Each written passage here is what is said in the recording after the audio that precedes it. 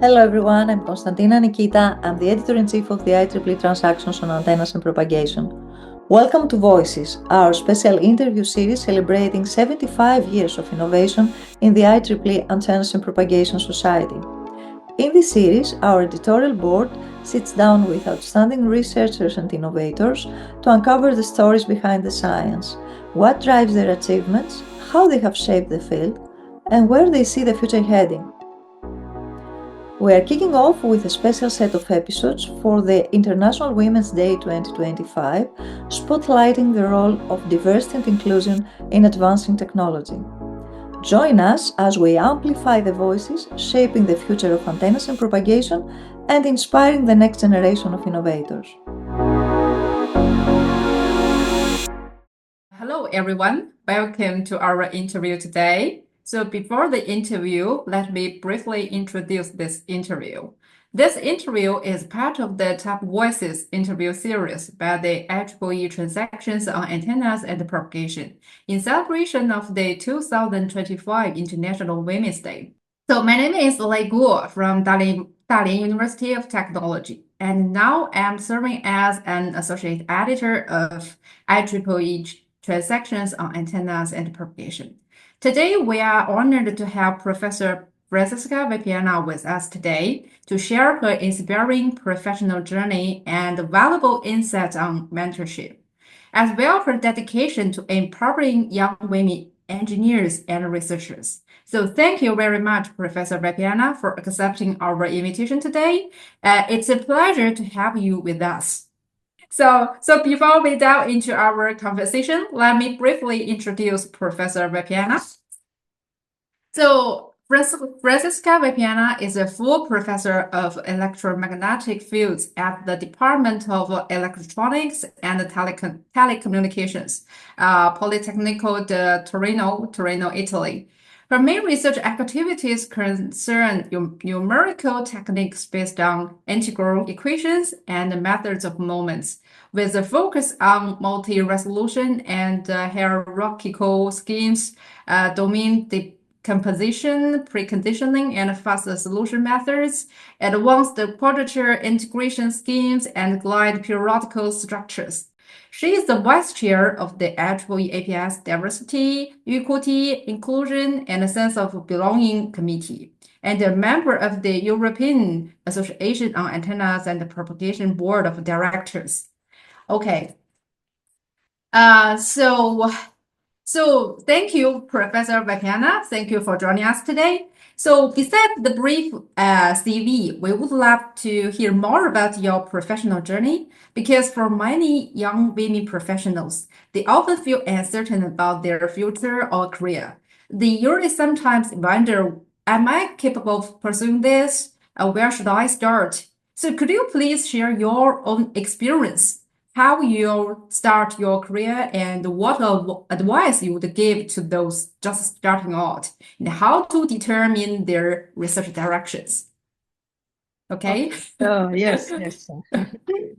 Okay, so I'm thinking to start from I would say the very start, because I think that the main decision is taken when you choose the university. This is the big choice. Then will push you to the following one. So in my personal case, when I was at the end of my high school, I was really in love with physics and mathematics. So in my case, I really had no doubts to choose a master degree in what we call now STEM, so scientific, technological, engineering, mathematics. My really first choice was to go to physics, because it's really what I love. And then I start asking around to friends, maybe a bit older than me, some of them already there.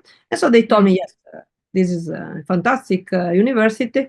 However, at least here in Italy, it's sometimes not too easy at the end to find a good job. So they suggested me to move to engineer, saying you can put, if you like, all the physics that you like in engineer. Now we have, at the time was not there, but now we have also physics engineer in the engineering school. And then at the end, you have more opportunities. So at the end of this, I decided to start my studies in electronic engineer. And I remember that I put all the courses of physics and mathematics that were available, because this was what I would like to do. And then at the end, at the very end of the master, I was really very happy with what I was doing. And the idea to go on with the PhD studies after the degree, still studying, so still being somehow a student and learning, was somehow a easily choice. So I realized that was what I would like to do. And so at the end, I decided to start a PhD in electromagnetics. That is somehow, in my opinion, the closest thing to physics that you find in engineering. So I have to say that this choice was really based on what at that time I would like to do, and was not guided by, for example, the salary that was in Italy, not particularly high, or the kind of contract that at the beginning is not the best one. I had other offers from industries with a higher salary and much better contract. But even if now, it's a long time ago that I did that decision, I would never change it. And so my message is somehow that, in particular, when you are at the beginning, that sometimes the freedom is less, I really suggest to choose what you really would like to do. So what is in your within you. So what match with you, giving less importance to the salary, the benefits, the kind of contract. And then this sometimes you can't, it's true. But if you have also some external support, for example, from your family, and I had it, this is my suggestion. So to think after about maybe becoming rich and so on. So really, your passion, your passion. Okay. So anyway, we have to believe in ourselves. Yeah. This is very, very important. No, because sometimes I remember when I was so young, the kind of what is offering, even if now at least Italian University, the first step is not the best contract and the best salary. Absolutely. So if you are doing what you're doing, you are better off the outside. But if this is what you really want to do, go. And then, you need a bit of trust yourself. Trust yourself. Yeah. That will be, because instead, you will do something else, and then for all the rest of your life, you said, "Hey, why I didn't do that?" And this is a pity for all your life. So I really don't suggest to do it. Yeah.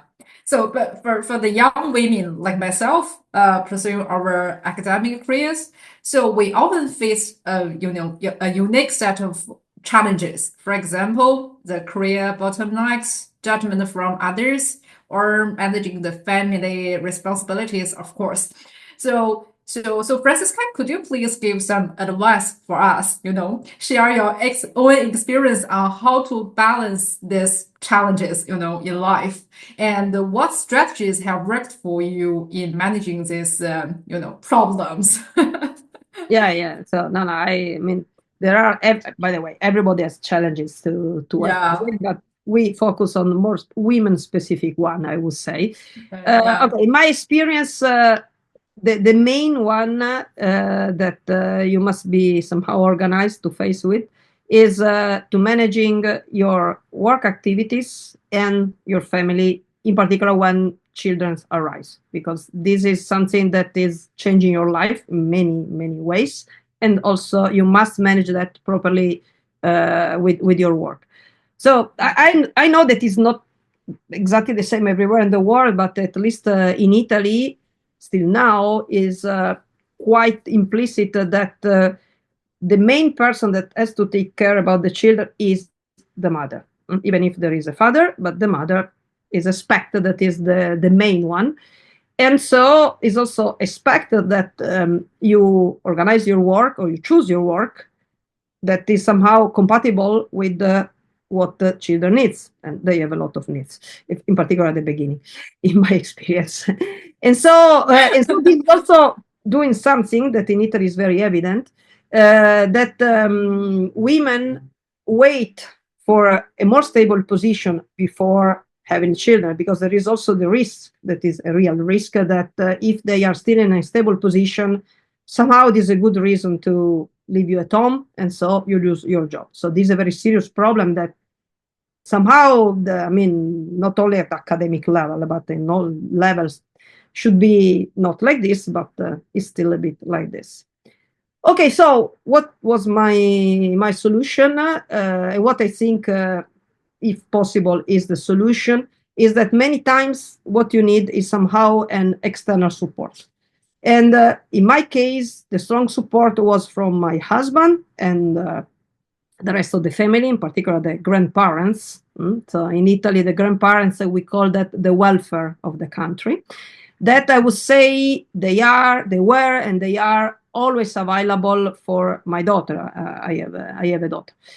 And so this allowed me to do a lot, allowed me to dedicate to my work. Also, sometimes, you have a deadline, so you have working times that are not standard one, or there are meetings, conferences in other part of the world. I'm from Italy, so for me, going to US is far away. And so for that, you need an external support.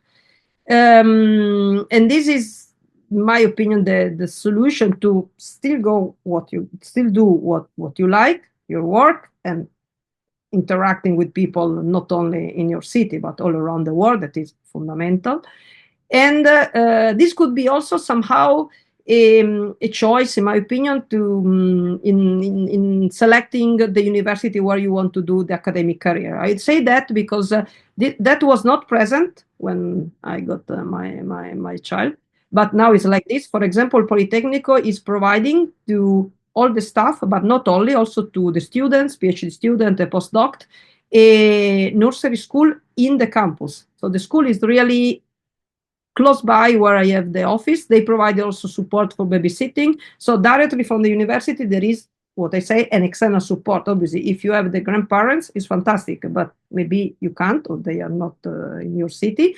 And this is, in my opinion, a way, also one of the reasons to choose maybe one university instead of another one to pursue your career. And there are many challenges, but this is the main one in my experience also, what I think.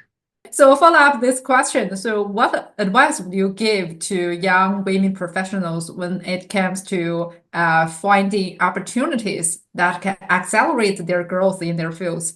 So how can they identify key moments or avenues that will help them thrive? Yeah, this is not easy, but my thinking, that was also what was driving me and pushing me to do my best, was related to, again, what I'm doing. So I really think that if you work on something that you love, and this is matching your expectation, this is making everything simpler and is giving you a lot of energy. So you are doubling your energy if you're doing something that you like. So you can really, you believe in what you are doing. And so this, I think, is the first point, and then we allow you to go on with your career and have your results and so on. Then another thing that is important, that is also, the way in which I organize my daily life, is that we should have day by day some specific goals. So we have a final aim, but we cannot arrive directly there. Particularly if is an important one, a lot of steps are needed to arrive there. And then another very important point, in my opinion, is to try to have experiences also outside your own university. In particular, in my case, I born in Torino and I did my studies here, and now I'm a professor here, so I remain only in my city. But I tried many times, to have activities also abroad. This could be studying periods of some months in other universities, in particular in other countries, to collaborate with the foreign professor. This is very important, our researchers, maybe not yet professors. And then a detail that is, I would say, very important is when you go to conferences, all of us from academic, we go to conferences. I think that is very important to have what I call active participation to the conference. What means to try to share your time, that is working time, maybe also social time, so I don't know, for the dinners, with professors and researchers, PhD students that are not from your own university. It's easier to stay the whole conference with your colleagues that you already know, you feel safe, maybe, but I would say that it's quite useless. So the main opportunity of the conference is to be in touch and to have free time, also easy time to discuss and to interact with people from other countries, other universities. And if you do that every time, not the first time is enough, but if you do for several years, going to the conferences, these are or to meetings, a workshop, these allow you to generate a network. So you will have your network of contacts all around the world, and this is probably the main support for your career. So many times will be a great support, but you have to, again, create that step by step, not one conference enough, and to avoid to remain close in your little group of friends. This, I think, is not difficult, so everybody can do it, and it's very, very important. And I did in my life.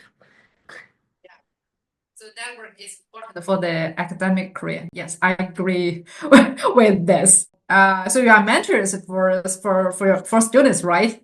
So we know that mentorship is very important in fostering young professionals, but it's also a little bit headache, sometimes, because we have to help them to find their research focus, explore their interests, and achieve their academic goals. Okay, so Francesca, could you please share your approach? How do you navigate these things in supporting your students? Yeah, so yes, I fully agree with you that mentorship is fundamental. And I have an additional observation that, particularly in the last years, I realized that sometimes you are somehow a mentor, even if you don't think to be a mentor. So what I mean is that when you go on with your scientific career, so maybe you win some awards, you have some international recognitions, young researchers look at you as a reference. And so they follow what you are doing. Moving back to people that I mean, students and the young researcher that I meet every day in Politecnico. I mean, my first suggestion is what was pushing me in all these years. So is to follow and to choose something that you like. So an environment also, a research activity, a topic that you feel is matching with you. And it's a very personal thing, but is, again, my choice. As I said at the beginning, I prefer to do something that I like, and I accept a lower salary at the beginning if it is what I would like to do. Then I mean, if you believe in yourself, as you said, I believe then you get what you want, also maybe a higher level position and so on. I mean, it's a personal choice. Obviously, sometimes students, a PhD student, ask me a suggestion, a support, what is the best, in my opinion, for them. So, and also looking to their attitudes, I could have my personal impression, and I share with them. Obviously, in particular, the most common question is, okay, I end my PhD, what do you suggest, to go on with academic career or to move to industry side? So I always give my opinion according to what I think, but I underline that at the end is your personal choice. So I give my support, but it's important that everybody choose what they want with, I mean, support, but is a personal choice. And then the other thing that I really believe is that, in my opinion, is not correct, and at the end also not convenient. When you meet students that you realize that are very brilliant researcher, but they are not so passionate to do academic career, not to force them to do it, because at the end it would be inconvenient. Even if probably they would be very good researcher, but maybe they would like to do industry work. And so this is something that sometimes professors try to do. Happens. Please remain with me. So this is maybe at the beginning it's useful, but then if people are not, they don't like what they are doing and not convinced of what they are doing, the performance are not at the end the expected one. And so, I mean, I give my support, my opinion, but then I leave the freedom to choose what really the specific person likes to do. This is, I think, the best solution for him or for her, but for everybody also who will work with them. So it seems I get the spirit to be a good mentor now. Okay, so next let's talk a little about diversity and inclusion. We know that diverse teams and inclusive environment are essential for driving innovation. So from your perspective, how we can promote diversity and contribute to breakthroughs and progress in fields like antennas and propagation? Yeah, so again, I fully agree with you that diversity inclusion are, I would say, key ingredients in your work and activity, and even if in how is formed the research team. And I think that first of all, diversity and inclusion should be present in the team, so in the components of the team. So again, going to my experience, is very important to have a team of people, that researchers that are from different countries and different cultures. That is even if more, and this is possibly a balanced man of women and men, except not to have only men, only women, because also the opposite doesn't work. So to mix up the two things. Yeah. And in this way, somehow you have experiences of diversity every day. So to give a simple example, in our team, we have PhD student researcher from more or less all around the world. And usually when you live in a city that is not your own city, when there are holidays, Christmas holiday or summer holiday, you go back home, and it's more than reasonable. But with our team somehow expected is once you come back, you bring something from your home country to share with the other. And we're Italian, we like eating and drinking, and so always they bring us special dishes, special pastry from their own country, and so it's a way also to share a bit of free time, not only work time together, and to automatically share is very automatic things, different cultures, different traditions, and these more in general, this, in my opinion, the main things important in introducing diversity in a work environment is what helps you in opening your mind. That is fundamental in any work, even if more in academic work, because we should see everything from different perspectives. We should be able to see something that other people don't see, because we have to innovate. And so having an open mind is essential. And so these are little things, but help you in the direction. And this, in my opinion, the real reason because diversity should be present in any work environment, because that is antenna propagation, yes, but not only. So is a success for the activity that will follow.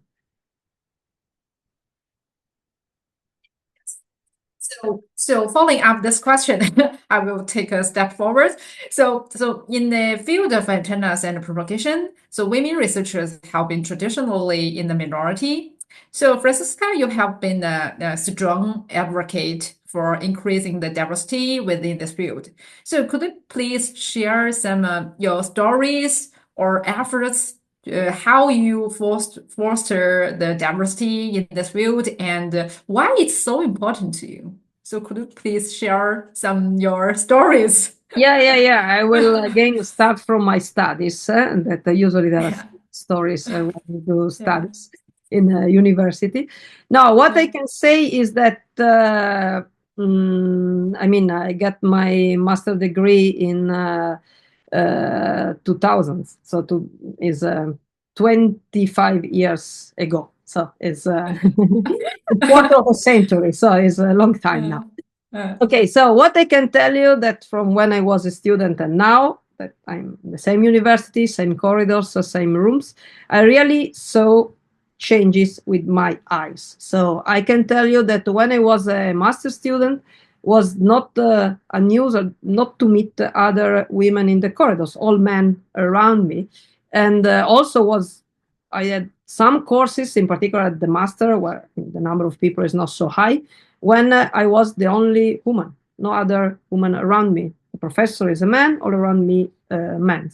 So this is no more like this. So I agree with you that women, in particular in engineering school, they are still a minority, but the situation is very different. So now there is much more women as also as professors, but also as a student, PhD student. So I would say that things are changing in a good direction, in particular in the last years, I would say. Anyhow, we have to. I mean, if you want something going in a direction, every day you have to push in that direction. Instead, we'll stop or will not be like this. So, thinking what do we have to do every day? So, general comment is that if we really want to eliminate gender inequality or to have improvements, to have equality, I think this at the end is a change of mentality. So to arrive to that, we need a change of mentality to arrive there, but there are little things, again, that allow you to arrive to the main goal. First of all, change of mentality that is still ongoing is what if you remember, I said at the very beginning, who should take care of the children? In Italy are still mainly the mother, but much less it was what was for my mother. So I think things changing. And my daughter said, why? So I'm the same as the husband. So it's going in the right direction. Then another thing that is, in my opinion, fundamental is how professors, in particular in high school, promote the different subjects to the students. They must be promoted in the same way, regardless to the gender. So if you are good in mathematics, you do some study in mathematics or in engineering. If you are not, you don't do it because it's not pushing everybody there. But there is no distinction between men and women. And this is very important at high school, because at that school is where you take your decision. And when the university is chosen, your life, working life, many times is very related to that. And so promotion in high school is probably the main action that we can do nowadays to go in this direction.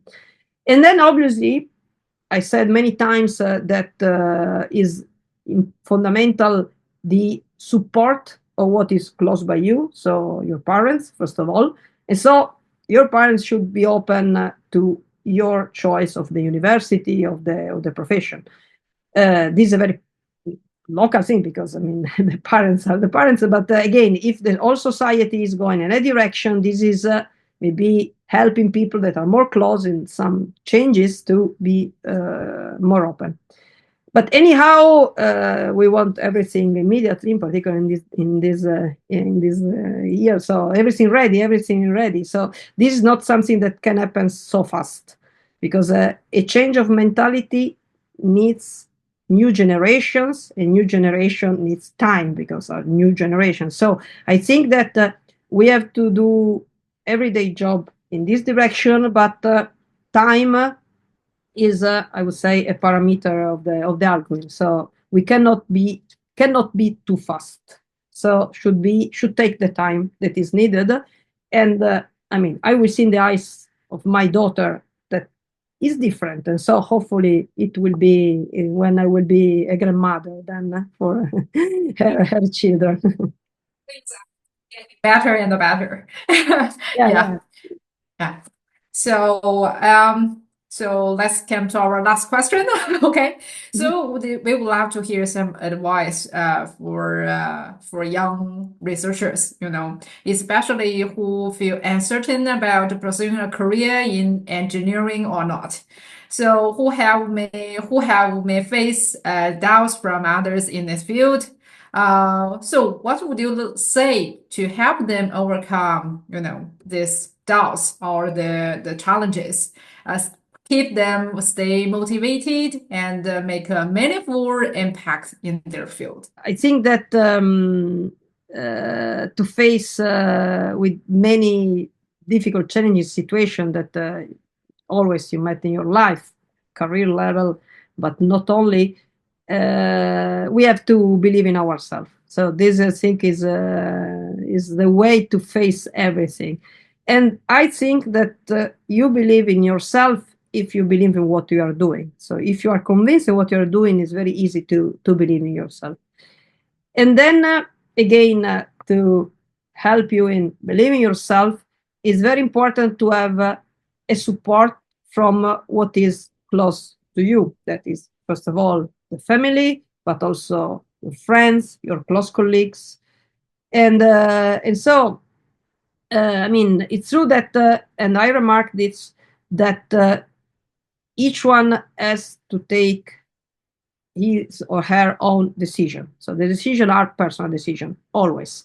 But if you know that you have a solid external support at family level and also colleagues, so also work level, these allow you, make you easier to take maybe some decision, and it will be a great help in support when you have challenges in front of you. So you have to believe in yourself, take your own decision, but knowing that you are supported externally will help you a lot. And so this, I think, is the way. It's my last message to young researcher, PhD student, to go on with the career that they choose. And that's all. Yeah, yes. Number one, believe in yourselves. Yes. Yeah. Number one. Okay. So thank you very much once again, Francesca, for accepting our invitation today. So I truly believe that your experience and advice will inspire more young professionals, to help them thrive in their fields, So thank you very much.